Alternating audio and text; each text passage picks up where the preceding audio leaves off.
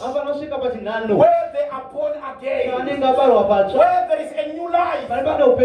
Sometimes the problems that we have, it's because we are not born again. The debates that we have, it's because we are not born again. The strife that we have, it's because we are not born again. But when we are born again, it is new life. So there was a man of the Pharisees whose name was called Nicodemus. I want to tell you something. He was not just a Pharisee.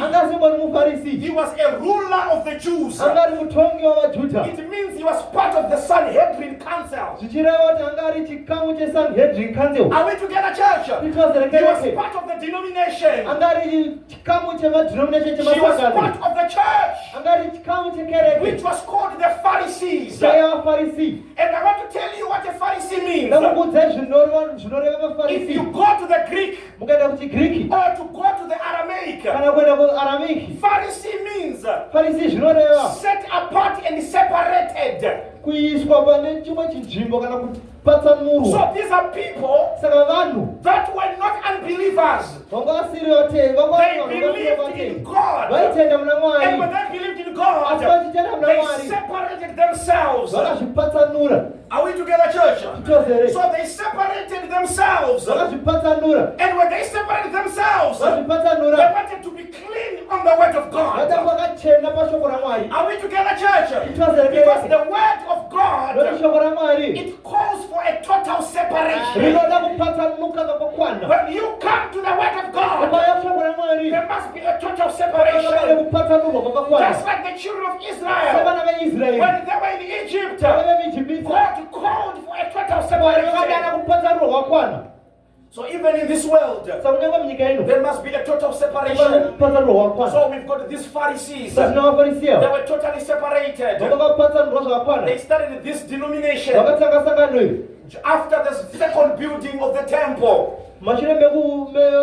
Because they wanted to separate themselves. Are we together, church? And it's good to separate yourself from all unbelief. You must separate yourself from anything contrary to the word. But as time moved on, they moved and became hypocrites. Are we together? So from when Jesus came, he no longer called them Pharisees. He was now calling them hypocrites. Because in Matthew 23, verse 18, Jesus says, but who unto you? Who unto you munenamo imimi? Scribes and Pharisees, you are hypocrites, for you shut up the kingdom of heaven against men, and ye neither go in yourselves. So what the Pharisees were doing, they were shutting heaven for other people. You know, we've got other people in the life that we live. If you disagree with them, they think you are no longer going to heaven. Even if you disagree with me, you go to heaven.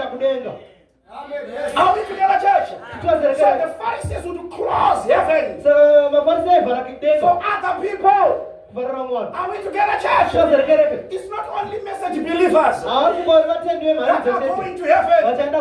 If you read the Smyrna church, there are other 6 kind of believers that are also going to make it in heaven.